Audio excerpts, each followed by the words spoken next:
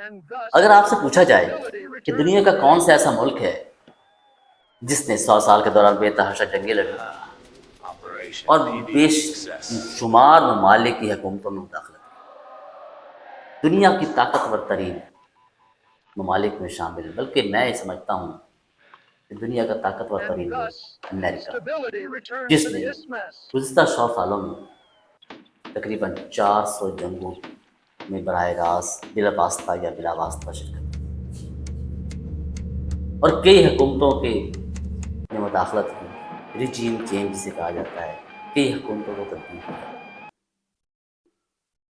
امریکہ یہ کرتا کیوں ہے؟ اس کے پیچھے نظریہ کیا ہے؟ اور کتنی ایسی حکومتیں پچھلے 100 سال میں آئیں جن کو امریکہ نے تبدیل کیا، اور اس کا امریکہ کو کیا فائدہ ہو؟ اس کے پیچھے امریکنس کی کیا وجوہات تھی؟ وہ کون سے ایسے نظریات تھے کہ امریکہ نے یہ چیزیں تبدیل کرنا پسند کی؟ کتنے میں اس کو کامیابی ہوئی اور کتنے میں ناکامی ہوئی؟ اس پہ ہم نے ایک تحقیقاتی ڈاکومنٹری بنائی ہے، تو آئیے آپ کو دکھاتے ہیں کہ امریکہ نے گزشتہ 100 سال کے دوران کتنی جنگوں میں حصہ لیا، کتنے ممالک کی حکومتوں کو تبدیل کرنے کی کوشش کی یا تبدیل کیا۔ تو آئیے دیکھتے امریکی خارجہ پالیسی میں ایک کہانی بار بار دہرائی جاتی ہے۔ چلیں آج اس میں گہرائی سے اترتے ہیں اور دیکھتے ہیں کہ پاناما سے وینزویلا تک حکومت کی تبدیلی کا یہ کھیل آخر کھیلا کیسے جاتا ہے۔ یہ تجزیہ شروع ہوتا ہے 3 جنوری 2026 کی ایک ڈرامائی صبح سے۔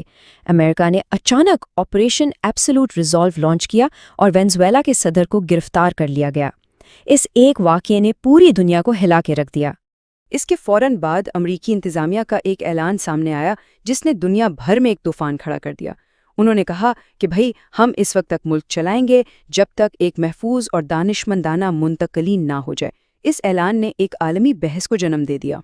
تو یہاں ایک بہت بڑا سوال اٹھتا ہے، کیا یہ واقعی کوئی غیر معمولی اقدام تھا یا پھر امریکی تاریخ کے جانے پہچانے نمونے کا ہی ایک حصہ؟ چلیں اس کی گہرائی میں اترتے ہیں۔ آئیے سب سے پہلے تو اسی چونکا دینے والی مداخلت یعنی آپریشن ایبسولوٹ ریزولوٹ کی کچھ تفصیلات پر ایک نظر ڈالتے ہیں۔ تو ہوا کیا تھا؟ امریکہ نے مربوط فضائی حملے کیے، وینزویلا کے فوجی انفراسٹرکچر کو نشانہ بنایا اور پھر ڈیلٹا فورس نے صدر مادورو کو گرفتار کر لیا۔ لیکن سب سے دلچسپ اور متنازع بات اس کی قانونی بنیاد تھی، جس پر آج بھی بہت سے سوالات اٹھائے جاتے ہیں۔ اب ذرا پیچھے چلتے ہیں اور دیکھتے ہیں کہ یہ واقعہ کس طرح امریکی تاریخ میں اسی طرح کی کارروائیوں کے ایک بڑے پیٹرن کا حصہ ہے۔ یہ حکومت کی تبدیلی کا ایک جانا پہچانا منصوبہ لگتا ہے۔ اس پیٹرن کو سمجھنے کے لیے ہمیں پہلے حکومت کی تبدیلی یا ریجیم چینج کے تصور کو سمجھنا ہوگا۔ اس کا سیدھا سا مطلب ہے ایک حکومت کو دوسری سے بدل دینا، خاص طور پر فوجی طاقت استعمال کر کے۔ اور یہ ٹائم لائن دیکھیں تو پوری کہانی واضح ہو جاتی ہے۔ 1989 میں پاناما سے لے کر 2026 میں وینزویلا تک یہ حکومت کی تبدیلی کے بڑے آپریشنز کا ایک لمبا سلسلہ نظر آتا ہے۔ تو سب سے اہم بات یہ سمجھنا ہے کہ ان مداخلتوں کو عوام کے سامنے پیش کیسے کیا جاتا ہے، آخر ان کے لیے کیا جواز دیے جاتے ہیں۔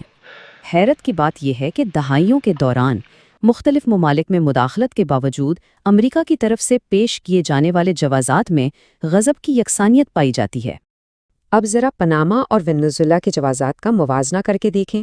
دونوں صورتوں میں نارکو اسٹیٹ کا الزام لگایا گیا۔ اس طرح ایک خارجہ پالیسی کے مسئلے کو قانون نافذ کرنے والی کارروائی کا رنگ دے دیا جاتا ہے۔ اچھا، جواز تو دے دیے گئے، لیکن ان جوازات کے پیچھے کی حقیقت کیا ہے؟ ان مداخلتوں کی اصل قیمت کون چکاتا ہے؟ چلیں ان کے طویل مدتی نتائج پر ایک نظر ڈالتے ہیں۔ تاریخ ہمیں بتاتی ہے کہ ان مداخلتوں کے نتائج اکثر بہت منفی ہوتے ہیں اور دہائیوں تک چلتے ہیں۔ سیکیورٹی کا خاتمہ، معاشی تباہی اور علاقائی عدم استحکام، یہ سب عام نتائج ہیں۔ عراق کی مثال ہمارے سامنے ہے۔ حملے نے ریاسی اداروں کو تباہ کر دیا اور ایک ایسا طاقت کا خلا پیدا کیا جس نے سالوں تک فرقہ وارانہ تشدد کو ہوا دی۔ بالکل اسی طرح لیبیا میں حکومت کے خاتمے کے بعد ریاست کا ڈھانچہ ہی ختم ہو گیا، جس سے ملک خانہ جنگی اور شدید عدم استحکام کا شکار ہو گیا۔ اور پھر ان مداخلاتوں کی انسانی قیمت وہ بھی بہت زیادہ ہوتی ہے۔ صرف پاناما حملے میں اندازاً 500 سے 4000 شہری ہلاک ہوئے، اور یہ تو صرف ایک چھوٹی سی مثال ہے۔ اتنے تباہ کن نتائج کے باوجود یہ سوال پیدا ہوتا ہے کہ آخر حکومت کی تبدیلی امریکی پالیسی کا ایک بار بار دہرایا جانے والا حصہ کیوں بنی ہوئی ہے؟ اس کا جواب کئی عوامل میں پوشیدہ ہے۔ بیوروکریٹک سوچ، صدور کے وسیع اختیارات، جیو پولیٹیکل مقابلہ اور کچھ نظریاتی وابستگیاں مل کر مداخلت کے لیے ایک طاقتور منطق پیدا کرتی ہیں۔ اور یہ مت سمجھیں کہ یہ صرف ماضی کی بات ہے۔